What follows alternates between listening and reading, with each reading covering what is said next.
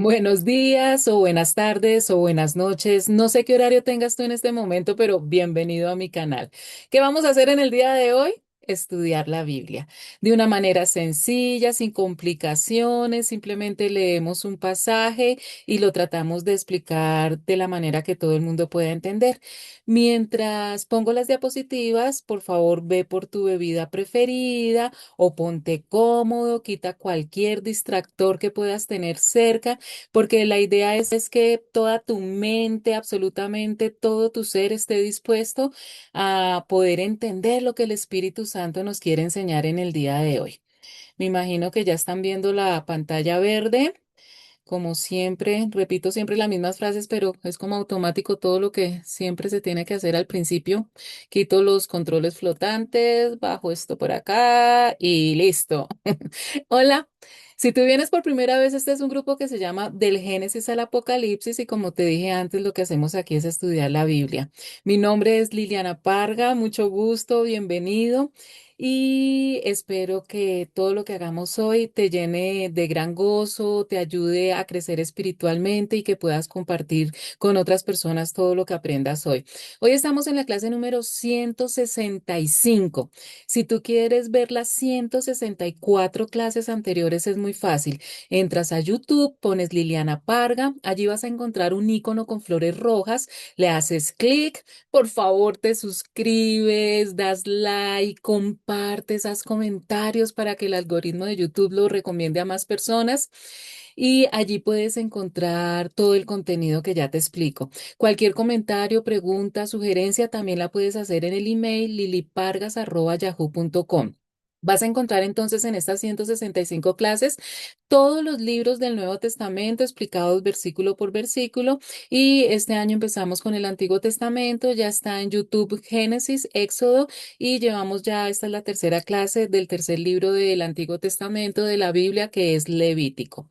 Como siempre, recordemos los puntos claves de la clase anterior para las que personas tan fieles que siempre me han acompañado desde hace 6 años, llevamos ya 6 años en este estudio. Empaten la historia que vimos en la clase pasada con lo que vamos a ver hoy. Si tú vienes por primera vez, para ponerte en contexto de lo que estamos estudiando, pero te recuerdo que lo mejor es empezar desde el principio, desde la clase número 1, que sería Mateo. Si a ti te gusta mucho todo lo que tiene que ver con escatología y apocalipsis, empieza desde la clase número 93. Y si quieres empezar por el Antiguo Testamento, está desde la 118, si no estoy mal.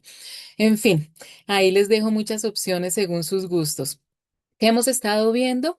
Ya después de en Éxodo de estudiar esas instrucciones que Dios le da a Moisés para construir el tabernáculo, lo que posteriormente va a ser el templo de Jerusalén, ese sitio especial donde la intención de Dios es estar más cercano a su pueblo, hemos empezado a aprender cómo se desarrolló absolutamente todo lo que tiene que ver con los sacrificios y los holocaustos. La vez pasada entonces vimos cómo se detallaban las instrucciones para una ofrenda especial que se conocía como ofrenda de paz o sacrificio de comunión.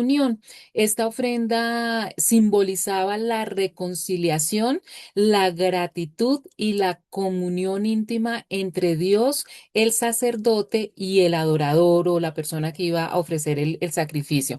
Les recuerdo que vemos dos tipos de rituales. Lo que conocemos como holocausto es cuando la persona va al tabernáculo o al templo para pedir perdón por sus pecados.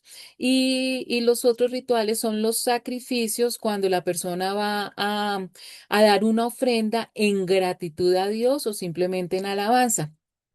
A diferencia de los otros sacrificios enfocados estrictamente en el perdón de los pecados, que fue lo que vimos en las clases anteriores, esta ofrenda de paz es una ofrenda voluntaria que se realizaba para celebrar y disfrutar de una relación armoniosa ya existente con Dios. Es decir, primero, para que una persona pudiera tener este ritual de gratitud y de alabanza, tenía que pasar por el holocausto, pedir perdón por sus pecados, porque ese ritual era lo que hacía que la comunión entre Dios y el pecador volviera nuevamente a existir. Entonces, no podemos dar gracias a alguien si primero pedir perdón. estamos hablando de Dios. Y lo mismo que en todos los rituales del holocausto, se pueden ofrecer diferentes tipos de sacrificios, de ofrendas, dependiendo de la capacidad económica de la persona. Entonces, cuando la persona quería dar gracias o alabar a Dios, también no podía ofrecer un animal del ganado vacuno. Pero a diferencia del holocausto, donde solo se permitían machos cuando se pedía perdón por los pecados, en este tipo de ofrendas, de sacrificios, que es alabanza o gratitud, se aceptan machos. Y también se aceptan hembras, ampliando las opciones para el oferente, porque las hembras eran más económicas. También vimos cómo se detallaban las instrucciones divinas para presentar un cordero como sacrificio de paso de comunión ante Dios. Lo mismo, se permitía en este caso ofrecer tanto machos como hembras del rebaño, ovejas o corderos. Entonces, la persona que tenía más plata podía ofrecer un vacuno, las que menos ovejas o corderos. Eso sí se especificaba en todo tipo de ritual que se debía extraer toda la grasa.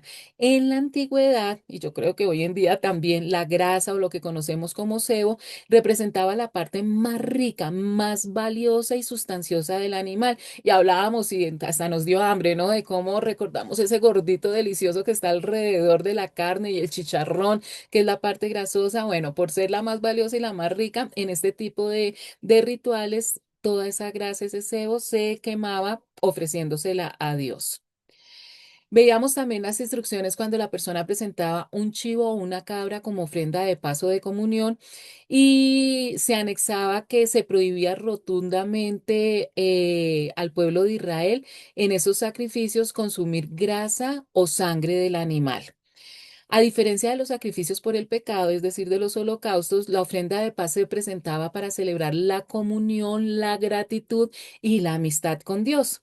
Entonces, darle la gracia a Dios significaba entregarle lo mejor y lo más rico de lo que se tenía. Se quemaba por completo en el altar como un olor grato para el Señor. O sea, nada de lo que ellos ofrecían lo podían apartar para comérselo, sino que todo se quemaba en ofrenda a Dios. Describíamos también la ofrenda por el pecado de purificación requerida específicamente cuando era el sumo sacerdote el que pecaba de forma involuntaria. Y el pasaje nos enseñaba que el pecado, incluso si ocurre por ignorancia o debilidad, interrumpe la comunión con Dios, y por lo tanto se requería la muerte de un sustituto inocente para recibir el perdón. Eso ya lo hemos estudiado a saciedad, que la ignorancia de las leyes no nos exime de las consecuencias por haber infringido una ley. Hay que pagar por eso, y a nivel espiritual es lo mismo. El no conocer que algo es pecado y cometerlo no lo exime del juicio por haber pecado. A diferencia de otros sacrificios donde los sacerdotes comían parte de la carne, refiriéndose específicamente al pedir perdón, en este caso la piel, la carne y los desperdicios debían sacarse a un lugar limpio fuera del campamento para ser quemados por completo. También aprendimos cómo se detallaban las leyes de Dios para la ofrenda de expiación cuando era toda la congregación la que pecaba. La anterior era cuando era el sumo sacerdote el que pecaba, en este caso, cuando era toda la congregación, también por ignorancia o por inadvertencia.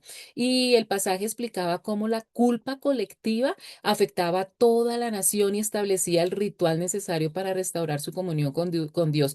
En los libros que vamos a estudiar posterior en Reyes, vamos a ver muchos casos en que cuando una persona pecaba dentro de la congregación, o una familia, las consecuencias de ese pecado caían sobre toda la nación. La asamblea entonces en este caso debía presentar un becerro joven, un novillo, ante el tabernáculo. No era que cada persona tenía que presentar un sacrificio, sino uno por toda la nación. Pero al tratarse del pecado de toda la nación, en este caso sí se exigía el animal más costoso y valioso. A diferencia de los pecados individuales de ciudadanos comunes, el pecado de la nación contaminaba el interior del tabernáculo, es decir, que antes todos los sacrificios se hacían, todos los rituales se hacían en el patio exterior o en el atrio, pero esta vez también el ritual tenía que ir más adentro hasta el lugar santo. El sumo sacerdote debía llevar la sangre dentro de la tienda de reunión, lo que nosotros conocemos como el lugar santo. También veíamos o se explicaba el ritual de la ofrenda por el pecado cuando era un líder o gobernante. Entonces, primero era cuando el sumo sacerdote pecaba, después cuando toda la nación pecaba y después se detalló qué debía hacerse cuando era el gobernante o el líder de la nación el que pecaba de manera involuntaria. Y el pasaje detallaba la responsabilidad espiritual de quienes tienen autoridad, la necesidad de corregir los errores cometidos por ignorancia y el proceso de restauración. Hay personas que tienen tantas ganas de ser líderes, ¿no? Y de tener poder sobre una nación, sobre un pueblo y esas ganas de liderazgo y de poder insaciable, no se imaginan que ellos van en el día del juicio, son los que van a llevar el mayor castigo porque es un privilegio que Dios escoja a una persona como líder o gobernante de una nación o de un pueblo. Entonces ellos van a tener que tienen mayor responsabilidad ante Dios y tienen que dar mayor cuenta de lo que hacen ante Dios. Por eso su castigo cuando no son buenos líderes va a ser mucho peor. El proceso de restauración inicia luego que se le haga saber el pecado. Muchas veces estos líderes ni se dan cuenta, pero precisamente todos los consejeros y las personas que están a su alrededor tienen la obligación como atalayas de vigilar y de anunciarles que están actuando mal. Y el líder íntegro, como es lógico, debe aceptar esa reprensión o el descubrimiento de su falta sin orgullo, reconociendo su vulnerabilidad para empezar todo el ritual y pedir perdón. En este caso se exigía un macho cabrío sin defecto, que a diferencia cuando lo hacía el sumo sacerdote quien pecaba o cuando pecaba toda la congregación que debía ofrecer un becerro, que era un animal más costoso, el jefe ofrecía un animal de menor valor económico, pero que aún así representaba pureza y sustitución. Vimos también en la clase pasada cómo se describía el proceso de la ofrenda por el pecado de expiación cuando era una persona común y corriente, cualquier persona israelita que pecaba del pueblo de manera involuntaria u oculta. El proceso de restauración iniciaba en el momento exacto en que la persona se daba cuenta de su pecado, la importancia de reconocer que se había pecado. El arrepentimiento requería primero reconocer el error y eso lo vemos nosotros en muchas áreas. Ustedes saben, por ejemplo, que si un drogadicto o un alcohólico quiere ir a uno de estos centros de rehabilitación, ningún familiar o amigo lo puede llevar obligado. La misma persona tiene que ir voluntariamente a pedir ayuda para rehabilitarse, porque el primer paso de recuperación es reconocer que se necesita ayuda porque se tiene un problema. En la parte espiritual es exactamente lo mismo. En este caso se exigía una cabra hembra sin defecto. Acuérdense que cualquier animal que se presentaba era sin defecto. Y a diferencia de los líderes o sacerdotes que debían ofrecer toros, la persona común ofrecía un animal de menor costo económico también. Y por último, veíamos en la clase anterior un texto bíblico que describía cuatro acciones principales, cada una con un profundo significado teológico y simbólico, literal y físico para el Antiguo Testamento, pero que lo podemos traducir también para nuestra vida cristiana hoy en día en este nuevo pacto que tenemos ya no como un intermediario, un hombre como sacerdote, sino con Jesucristo como intermediario. Primero, la selección del animal. El pecador debía traer una hembra de cordero sin defecto, a diferencia de los líderes o sacerdotes que debían ofrecer animales más costosos como becerros o machos cabríos. A la persona común se le permitía una oveja. Nosotros hoy en día debemos escoger ese intermediario perfecto y no hay en el mundo, en la historia de la humanidad, ningún hombre que cumpla con ese requisito de perfección para poder ser nuestro intermediario que Jesucristo. Por eso es que nosotros hoy en día no vamos al templo con una cabra, con una oveja o con un toro para sacrificarlos, porque el Señor Jesucristo, con su perfección, su amor y su entrega por la humanidad, cada gota de sangre que Él derramó, pagó. Él fue el que pagó por el perdón de nuestros pecados. Después, la transferencia de la culpa y el sacrificio. El oferente o el pecador ponía su mano sobre la cabeza del animal y después él mismo lo degollaba. Nosotros entonces simbólicamente lo que se hacía antes poniendo las manos encima del animal para transferir nuestros pecados, hoy lo hacemos a través de nuestra oración cuando aceptamos a Jesucristo como Señor y Salvador. Es decir, cuando nacemos de nuevo, estamos aceptando y estamos creyendo que Jesucristo con su muerte en la cruz es el que paga por la culpa de nuestros pecados. Y Él ya derramó la sangre, entonces nosotros no tenemos que degollar nada. Tercero, la manipulación de la sangre en el Antiguo Testamento ya era el sacerdote el que untaba la sangre en los cuernos del altar del holocausto y derramaba el resto en la base. Recuerden que esa sangre era lo que santificaba todo. En nuestro caso, hoy en el Nuevo Testamento, esa sangre derramada por Jesucristo, esa sangre perfecta, es lo que nos justifica a nosotros, nos hace justos ante Dios Padre para poder crear ese puente y que la comunión de nosotros pecadores con Dios pueda nuevamente abrirse. Ya no somos pecadores ante Dios, sino que somos redimidos por la sangre de Jesucristo. Y por último, en el Antiguo Testamento, la quema de la gracia y el perdón. Se retiraba toda la gracia y se quemaba en el altar, logrando el perdón. Por eso en nuestro nuevo nacimiento nosotros aceptamos ese contrato hermoso con Jesucristo.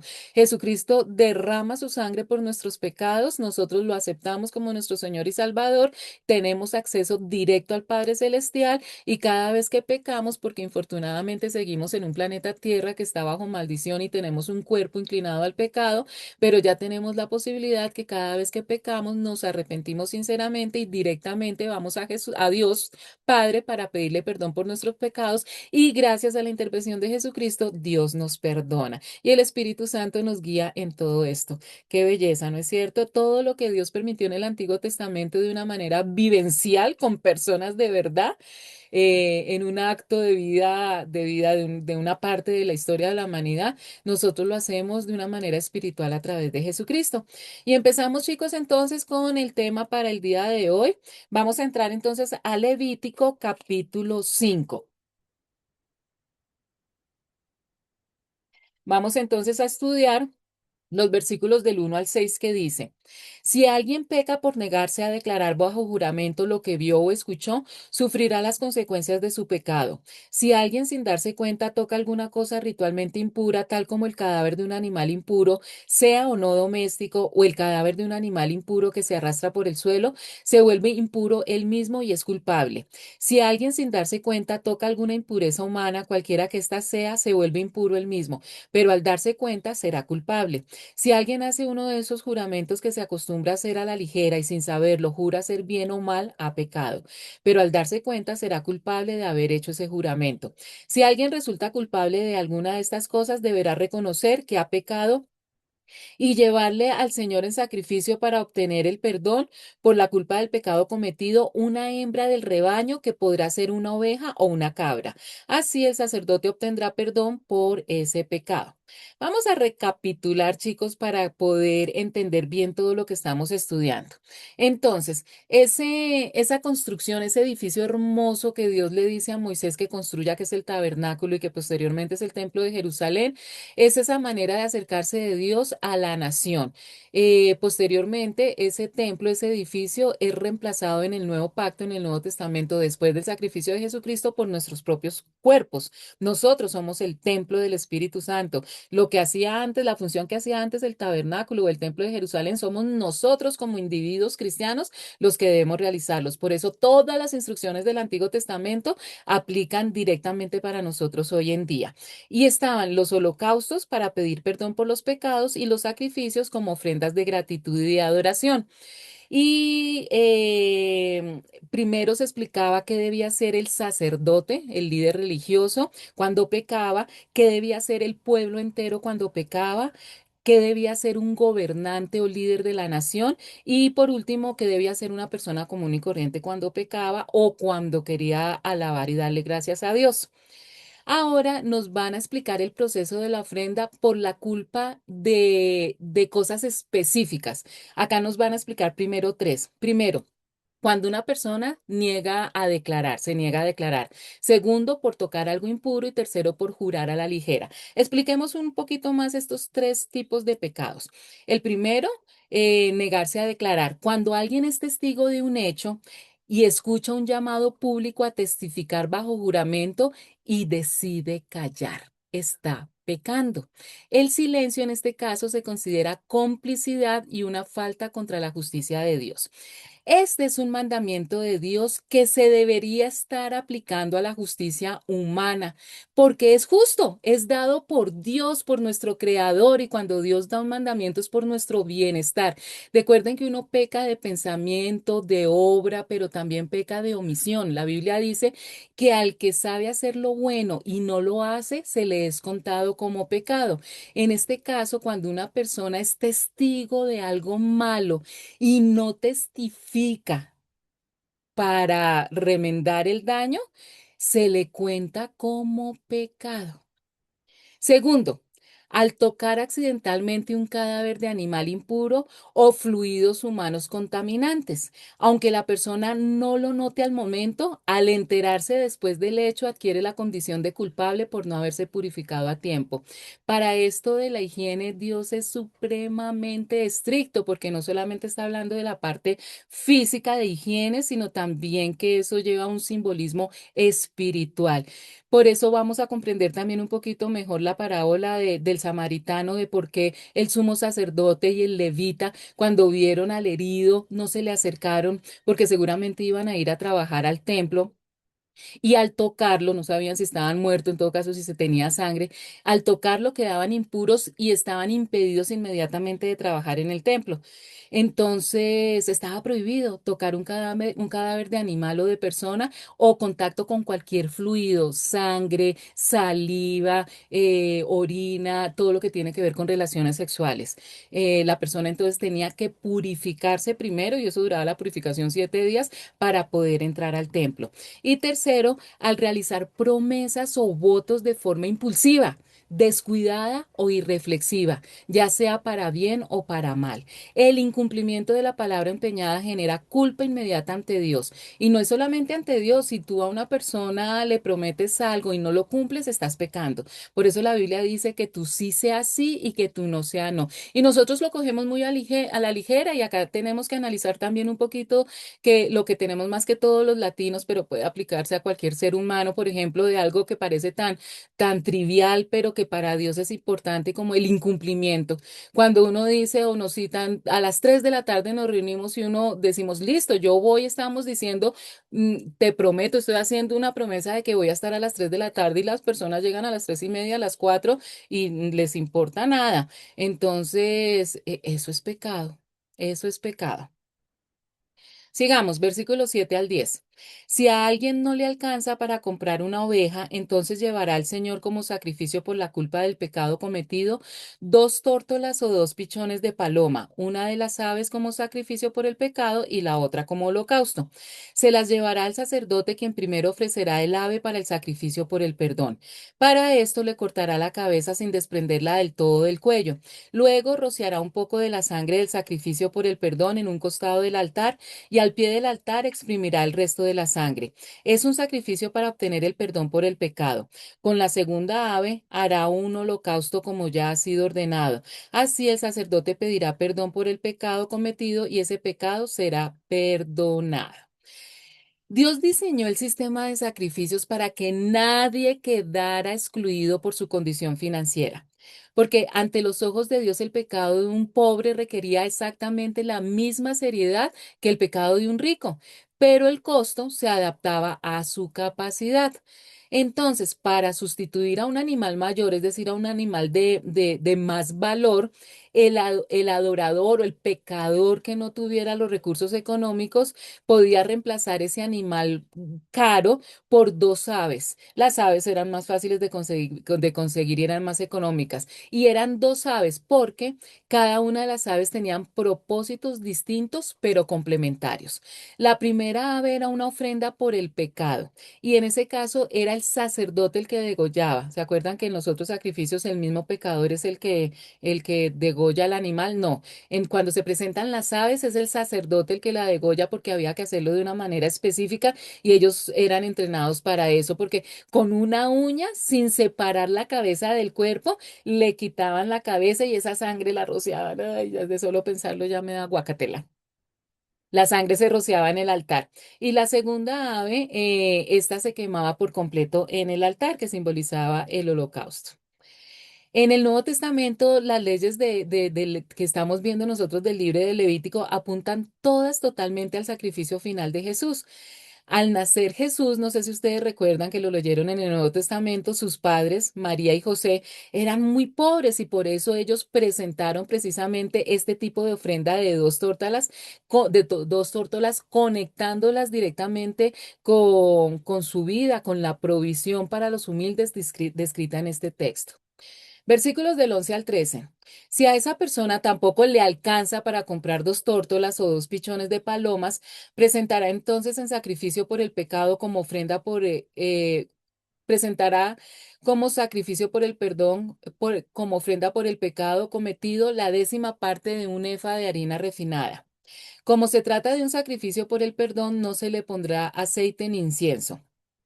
Llevará este sacrificio al sacerdote, quien tomará un puñado de la ofrenda memorial y lo quemará en el altar junto con las ofrendas puestas al fuego ante el Señor. Es un sacrificio para obtener el perdón de pecados. Así el sacerdote pedirá perdón por el pecado cometido en alguna de estas cosas y ese pecado será perdonado. El resto de la ofrenda será para el sacerdote, como sucede con la ofrenda de cereal.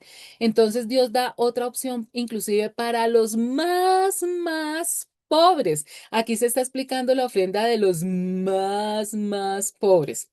Dentro de las leyes de expiación del antiguo rey de Israel, demostrando una vez más que Dios prioriza el arrepentimiento del corazón por encima de los recursos económicos. Fíjense en que Dios se fija más del arrepentimiento genuino de la persona que en sí en el ritual. Este pasaje bíblico detalla la alternativa para aquellas personas que no podían pagar ni siquiera dos palomas, menos cualquiera de los otros animales tradicionales para el sacrificio por el pecado. Este pasaje es muy analizado en debates teológicos. ¿Por qué? Porque nosotros hemos estudiado y nos ha quedado muy claro que sin derramamiento de sangre no hay perdón de pecados. Pero aquí se está haciendo un ritual para perdonar pecados sin derramamiento de sangre. Y esto lo único que nos demuestra es que Dios hizo una gran excepción soberana por misericordia, es decir, al fin y al cabo, estas leyes son puestas por Dios y el único que tiene derecho a hacer excepciones y lo hace por misericordia por los más pobres, de que a pesar de que no hay derramamiento de sangre, acepta este tipo de ofrendas para los pobres. Y a Dios nadie se le puede engañar. Entonces Dios sabe quiénes son los más pobres y no que una persona rica diga, ay, voy a hacer una ofrenda de cereal para que no me cueste, no tenga que gastar plata. No, Dios no le va a aceptar ese tipo de ofrendas. Es solamente para las personas que verdaderamente ni siquiera podían tener acceso a dos tórtolas. Y esto, el objetivo final apunta al sacrificio definitivo de Jesús, quien cubrió la deuda de toda la humanidad sin importar su condición social. El tiquete directo al cielo, el recobrar el paraíso, la salvación eterna, no requiere absolutamente ni un ciclo de plata, no requiere una moneda, porque es una decisión voluntaria y gratis de aceptar a Jesucristo como Señor y Salvador. Y ningún ser humano puede decir que no puede hacer eso. Versículos 14 al 16. El Señor dijo a Moisés, si alguien comete una falta y peca involuntariamente contra lo que ha sido consagrado al Señor, llevará al Señor un carnero sin defecto como sacrificio por la culpa. Su precio será tasado en ciclos de plata según el peso oficial del santuario. Es un sacrificio por la culpa. Además, el culpable hará restitución por haber pecado contra lo consagrado, añadiendo la quinta parte, la cual entregará al sacerdote. Así, el sacerdote pedirá perdón por él mediante el carnero del sacrificio por la culpa y ese pecado será perdonado. Acá nos está dando las instrucciones entonces en otro tipo de situaciones. Ya vimos cómo nos dio las instrucciones por pecar, por tres pecados bien explícitos: negarse a declarar, quedar ritualmente impuro o jurar a la ligera. Aquí va a explicar las instrucciones cuando se peca en contra de las cosas o de los objetos de Dios. Entonces, el texto describe a alguien que comete una falta y peca inadvertidamente o por ignorancia o por yerro en las cosas santas de Jehová. Se refiere a todos esos bienes consagrados exclusivamente para Dios. El tabernáculo en sí, todo lo que tiene que ver con el tabernáculo, las paredes, madera, todo lo que se utiliza y todos los objetos que hay dentro del tabernáculo, incluyendo el sostenimiento de los sacerdotes. Entonces nos habla de tres pecados. Primero, no entregar los diezmos o las primicias correctas de las cosechas. Segundo, comer por error alimentos reservados solo para la familia sacerdotal. Y tercero, utilizar utensilios del santuario para fines domésticos o comunes. El infractor debía entonces presentar un carnero sin defecto de sus rebaños. El animal debía ser tasado en plata según el ciclo del santuario. Esto aseguraba que la ofrenda tuviera un valor material significativo y proporcional a la gravedad de la ofensa cometida contra el patrimonio sagrado. ¿Qué quiere decir esto? Que igual que los demás pecados, se tiene que presentar un holocausto o un sacrificio, es decir, entregar una ofrenda, entregar un animal. Pero además de eso, se tiene que reponer en dinero lo que se dañó, porque son cosas tangibles. No haber pagado el diezmo, comerse los alimentos sacerdotales o utilizar los utensilios del tabernáculo. Entonces, si una persona común y corriente coge un utensilio del tabernáculo, queda inmediatamente impuro ese utensilio y tiene que reemplazarse. Entonces, por eso, fuera del sacrificio del animal, tenía que pagar, meterse la mano en el bolsillo y devolver en dinero el error que ha cometido. El verdadero arrepentimiento va acompañado de la disposición de reparar activamente el daño causado a terceros. Esto también es una enseñanza de Dios directamente si la hubiéramos seguido para hoy en día tener naciones sanas, porque aquí nos está enseñando que cuando el pecador, por ejemplo, le roba un computador o el celular a una persona, y lo cogen al ladrón que por lo general ya no tiene encima ni el computador ni el celular, debe trabajar para reponer lo robado. No es solamente que lo metan a la cárcel, sino que debe reponer. Por eso las cárceles deberían ser fábricas de trabajo para todos los convictos, de tal manera que con su trabajo repongan de manera económica y material el daño que han hecho cuando es el caso de robos y esto. Versículos 17 al 19. Si alguien peca involuntariamente e incurre en algo que los mandamientos del Señor prohíben, es culpable y sufrirá las consecuencias de su pecado. Llevará al sacerdote un carnero sin defecto cuyo precio será fijado como sacrificio por la culpa. Así, el sacerdote pedirá perdón por el mal que esa persona cometió involuntariamente y ese pecado será perdonado. Es un sacrificio por la culpa de la que se hizo acreedor por pecar contra el Señor. Aquí se está estableciendo un principio espiritual absoluto. El pecado es objetivo, no subjetivo. Es decir, yo creo que eso es pecado. O yo no creo que es lo que hoy en día se hace, chicos, y este es el problema del Edén. Por eso perdimos el paraíso. Este precisamente fue el dilema de Adán y Eva. Cuando Dios les dice a ellos que no coman del fruto del árbol del conocimiento del bien y del mal, se refería a que Dios tenía la potestad de decidir qué era bueno y qué era malo. Dios como creador era soberano, es decir, él tenía todo el derecho de hacer lo que se le diera la gana para decirnos qué estaba bien y qué estaba mal. Y como Dios es un Dios de amor, pues nosotros tener la certeza y la seguridad que lo que él nos dijera que estaba mal no era por capricho, sino por nuestra seguridad. Entonces eso fue lo que le propuso al hombre, porque nos regaló el libre albedrío. Él le propuso al hombre, miren, yo soy el que decido qué está bien y qué está mal, ustedes obedézcanme. Y el hombre que dijo, no, yo también quiero decidir sobre el bien y sobre el mal, pero por eso las consecuencias que tenemos hoy en día en la humanidad. Que una persona ignore las leyes de Dios no cambia el hecho de que ha violado el orden divino. Dios sigue siendo Dios y si para ti no es pecado matar, es pecado matar. Y tú te puedes parar en la cabeza. Y hay muchas cosas que la Biblia mismo dice que en los últimos tiempos una de las señales de la segunda venida de Jesucristo es que a lo bueno se le diría malo y a lo malo se le diría bueno. Entonces, eso quiere decir que muchas personas que Dios de una manera directa señaló como pecado, como cosas malas, la gente empezó a hacerlas y quitándole toda la maldad de peso. Entonces aquí se define la solución para restaurar la relación con Dios. El pecador debía presentar un animal costoso, un carnero sin defecto físico de acuerdo con la estimación del sacerdote. Entonces el sacerdote realizaba el ritual de expiación como con todos los otros rituales. El pecado era cubierto mediante el sacrificio y el individuo recibía el perdón por su pecado. pero Dios definía lo que estaba bien y lo que estaba mal de manera absoluta. La falta de conciencia o la negligencia no eximen de la responsabilidad espiritual y ese es, de verdad, lo que más a uno le da tristeza con las personas que no creen en Dios, que no creen en la Biblia, que no están siguiendo los consejos y las directrices de Dios porque piensan que son libres y que al final se van a salir con la suya, pero ellos van a estar en juicio, qué pesar. Entramos a Levítico capítulo 6. Vamos a tomar un poquito de agua. Versículos del 1 al 7 dice.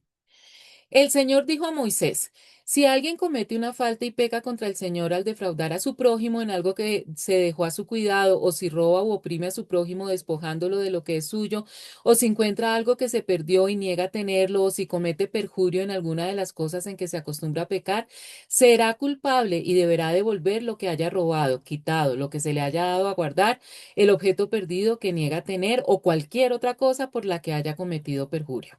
Así que deberá restituirlo íntegramente y añadir la quinta parte de su valor. Todo esto lo entregará a su dueño el día que presente su sacrificio por la culpa. Llevará al Señor un carnero sin defecto cuyo precio será fijado como sacrificio por la culpa. La presentará al sacerdote, quien pedirá perdón ante el Señor por esa persona y cualquier cosa por la que se haya hecho culpable le será perdonada.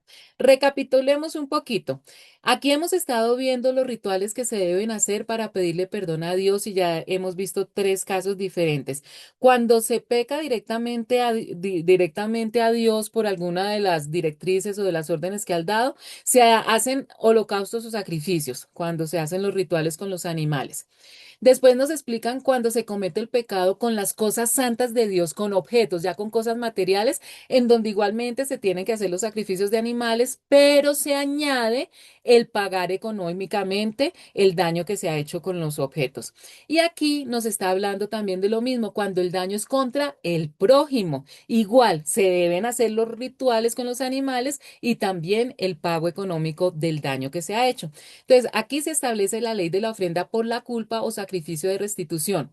El mensaje central es que todo pecado contra otra persona es también una traición directa contra Dios, es decir, que se está pecando doblemente. Cuando le hacemos daño al prójimo, pecamos contra el prójimo y pecamos contra Dios. Y el perdón divino exige reparar primero el daño humano, devolverle al prójimo el daño que se le ha hecho pero también hay que pedirle perdón a Dios. Y esto regula cómo actuar ante faltas deliberadas como el fraude, el robo y la mentira bajo juramento.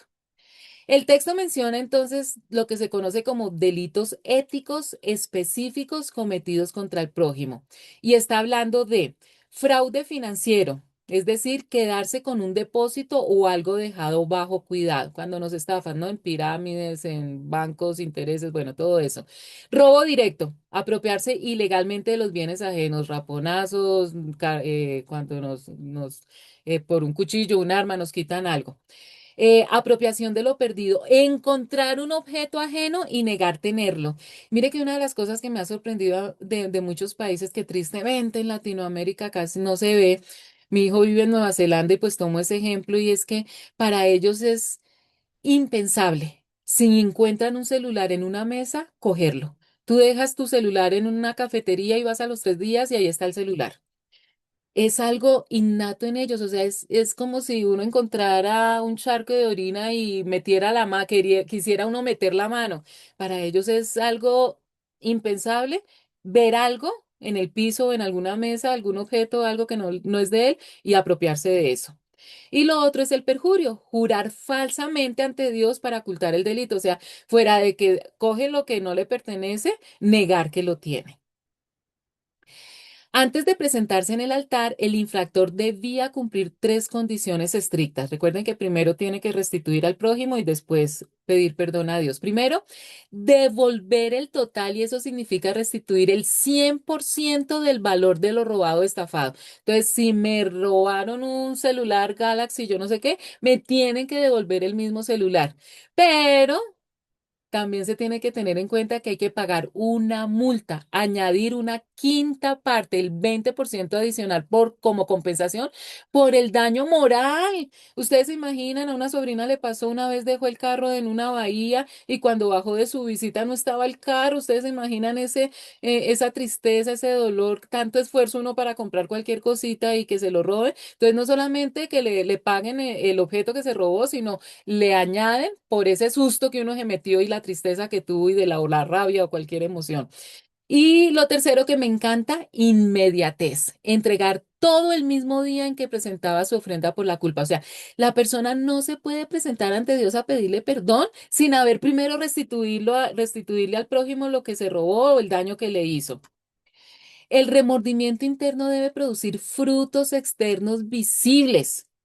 El arrepentimiento bíblico no es un simple sentimiento, exige acción reparadora. Dios no va a escuchar nuestras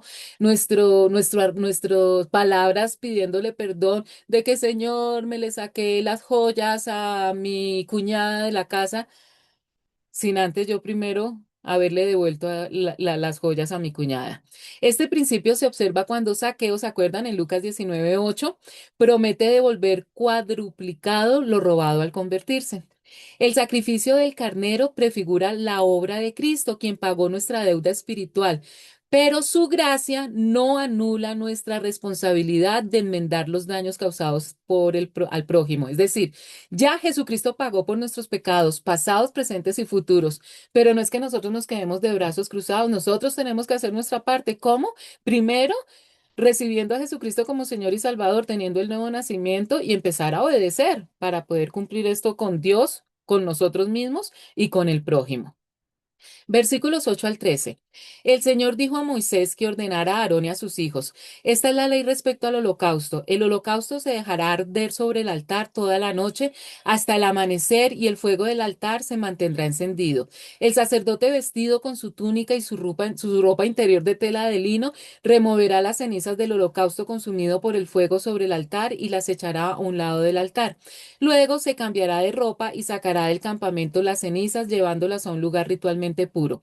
Mientras tanto, el fuego se mantendrá encendido sobre el altar, no deberá apagarse. Cada mañana el sacerdote pondrá más leña sobre el altar y encima de éste colocará el holocausto para quemar en él la grasa del sacrificio de comunión. El fuego sobre el altar no deberá apagarse nunca, siempre deberá estar encendido. Aquí se detalla la ley del holocausto, que es un conjunto de instrucciones específicas dadas a Moisés para que él se las diera a Aarón y a sus hijos, a los primeros sacerdotes, de cómo gestionar en el altar, es decir, las funciones del sumo sacerdote y de los sacerdotes en el tabernáculo, que posteriormente va a ser el templo de Jerusalén. El núcleo central de este pasaje es el mandato divino e intransigente de que el fuego del altar debe arder continuamente y nunca debe apagarse. Recuerden que el tabernáculo tiene una única entrada que prefigura la única entrada al cielo que es Jesucristo. Para entrar al tabernáculo por esa única entrada, lo primero que se hace es llegar al patio exterior o atrio y lo primero que se encuentra la persona es con el altar del holocausto. Esto que están viendo ustedes en la foto. Y estas son las instrucciones de lo que deben hacer con respecto a esto los sacerdotes. En el antiguo Israel, el holocausto, en hebreo olá, que significa lo que sube, era una ofrenda completamente consumida por el fuego como símbolo de total devoción y expiación ante Dios. Si se dan cuenta que cada vez que se quería ir al tabernáculo a pedirle perdón a Dios o agradecerle o alabarlo, todo llegaba primero al altar del holocausto porque se debía quemar y al quemarse las cosas pues sube un humo. Ese era el humo que le llevaba olor grato a Dios, pero la cuestión principal en todo esto es el fuego. El fuego es lo que purifica. Las instrucciones de este pasaje describen la rutina diaria y las responsabilidades de los sacerdotes dentro del tabernáculo. El fuego original de este altar no fue encendido por el hombre, sino que descendió directamente del cielo como señal de la aceptación de Dios. Más adelante, cuando estemos en Levítico capítulo 9, versículo 24 exactamente, se van a dar cuenta que después de toda la construcción del tabernáculo y de los objetos y de todas estas instrucciones, esa primera llama que se dio del altar del holocausto fue directamente dada por Dios. Por lo tanto, apagarlo significaba rechazar el regalo y la presencia misma de Dios. Era un fuego directo de Dios. El fuego continuo simboliza que la puerta para el perdón, la reconciliación y el acceso a Dios estaba permanentemente abierta. Para el creyente moderno, para nosotros los cristianos de hoy, esto representa la necesidad de mantener una relación constante con Dios a través de la oración y de la devoción diaria sin interrupciones. Nosotros pecamos, pero inmediatamente nos arrepentimos y por eso es la importancia de orar y de tener una vida piadosa para que ese fuego, que acuérdense que el Espíritu Santo también es representado por fuego, jamás se apague. Versículos 14 al 18. Esta es la ley respecto a la ofrenda de cereal. Los hijos de Aarón la presentarán ante el Señor delante del altar. El sacerdote tomará de la ofrenda un puñado de harina refinada con aceite, así como todo el incienso que está sobre la ofrenda de cereal. Todo esto lo quemará en el altar como ofrenda memorial de aroma grato al Señor. Aarón y sus hijos se comerán el resto de la ofrenda, pero sin levadura, y en lugar santo que podrá ser el atrio de la tienda de reunión. No se cocerá con levadura porque esa es la porción que les doy de mis ofrendas puestas al fuego. Es una porción sumamente sagrada como lo son el sacrificio por el perdón y el sacrificio por la culpa. Todos los hijos varones de Aarón podrán comer de ella. Es un estatuto perpetuo para los descendientes de ustedes respecto a las ofrendas puestas al fuego ante el Señor. Cualquier cosa que toque los sacrificios quedará consagrada. Aquí están las instrucciones específicas para los sacerdotes sobre cómo gestionar la ofrenda de cereal o la ofrenda de harina, asegurando el sustento de los ministros del altar mientras se mantenía una estricta reverencia hacia lo sagrado. En el antiguo Israel, la ofrenda de cereal, en hebreo se dice minjá, representaba la gratitud, el fruto del trabajo humano y la devoción diaria a Dios. No conllevaba el derramamiento de sangre animal, sirviendo como un reconocimiento de que el sustento diario proviene directamente de la provisión divina. Recuerden ustedes que los levitas, la tribu de Leví, ellos no iban a heredar tierra, ellos no iban a poder tener ganado, no iban a poder sembrar como sí lo iban a hacer las otras 11 tribus. Por eso toda la nación de Israel, las otras 11 tribus, tenían que mantener a la tribu de Leví para que ellos pudieran comer. Hoy en día, por eso son los diezmos y las ofrendas, de lo cual se le paga el salario a los pastores y a todo el personal que trabaja en una iglesia. Dios entonces establece un sistema justo en el quienes dedican su vida al servicio del santuario reciben su sustento directamente de su mesa. Se conecta el altar del Antiguo Testamento con la cruz de Cristo, interpretando la ofrenda de harina pura y sin levadura como un reflejo de la vida perfecta, santa y sin pecado de Jesucristo, quien se entregó a sí mismo por la humanidad. Versículos 19 al 23. El Señor dijo a Moisés, esta es la ofrenda que Aarón y sus hijos deben presentar al Señor el día en que sean ungidos, la 10ª parte de un efa de harina refinada como ofrenda regular de cereal. Una mitad de la ofrenda se presentará por la mañana y la otra mitad por la tarde. Se preparará con aceite en un sartén, se llevará amasada y se presentará en porciones como una ofrenda de cereal de aroma grato al Señor. La preparará el hijo de Aarón que lo suceda como sacerdote ungido. Este es un estatuto perpetuo del Señor. La ofrenda se quemará completamente. No se comerá ninguna de las ofrendas que se presenten los sacerdotes. Todas deberán quemarse por completo. Entonces, aquí está hablando de la ofrenda de cereal de los sacerdotes que se llama también oblación, que se debía presentar de manera continua en un día específico que se conoce como el día de su unción. A diferencia de las ofrendas presentadas por el pueblo común, o sea, un israelita común y corriente, esta ofrenda sacerdotal tenía que ser quemada en su totalidad en el altar y nadie podía comer de ellas. Es decir, esta era una ofrenda que se presentaban los levitas, porque eran los encargados del templo, cuando iban a ser ungidos como sacerdotes o sumo sacerdote. Cuando un israelita común traía una ofrenda de grano, una parte se quemaba para Dios y otra parte se entregaba al sacerdote como alimento para su sustento, para la alacena, para que los sacerdotes y sus familias pudieran comer. El sacerdote actuaba como el mediador entre la persona y Dios y ese era su salario.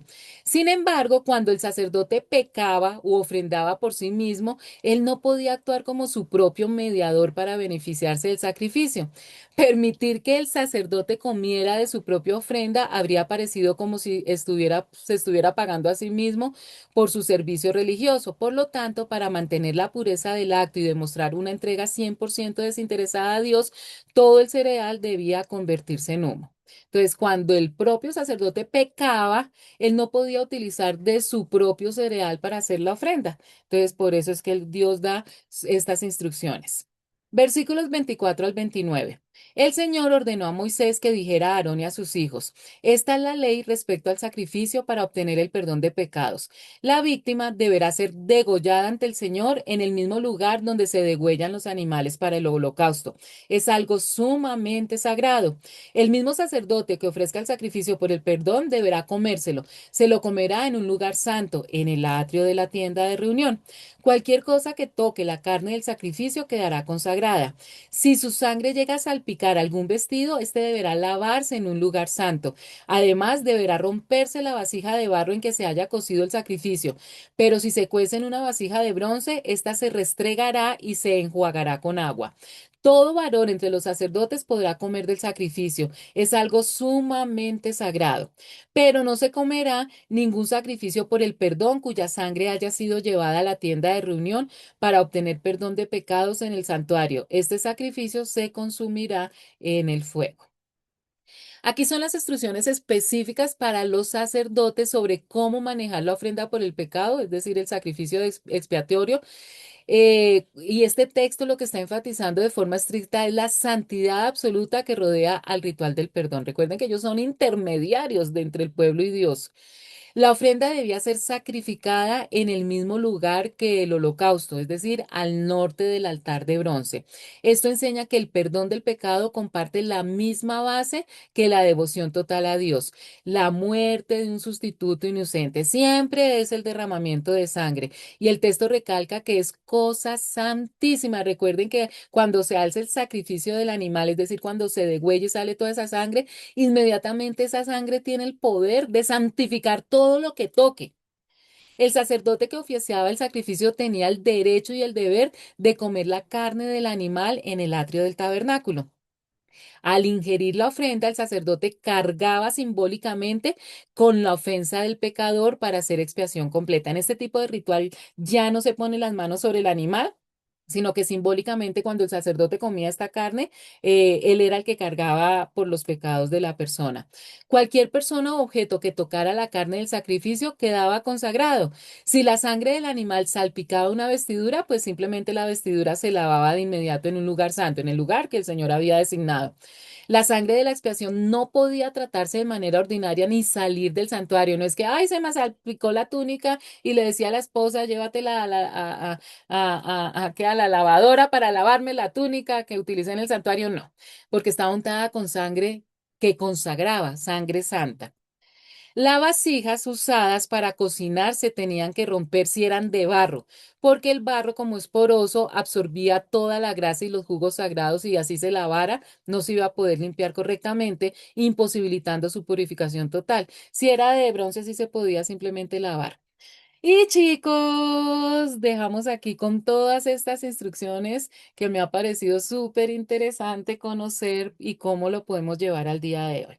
Dios mediante, vamos a ver cómo estoy con tiempo. Estoy en una cantidad de situaciones en mi vida en este momento. Espero poder, sin interrupciones, poder seguir dando estas clases cada semana, pero si me salto una semanita, ténganme paciencia que mientras el Señor me apareja el tiempo y por todas las situaciones que estoy pasando en este momento, oren mucho por mí también que lo necesito. Gracias, que Dios los bendiga, que tengan una hermosa semana.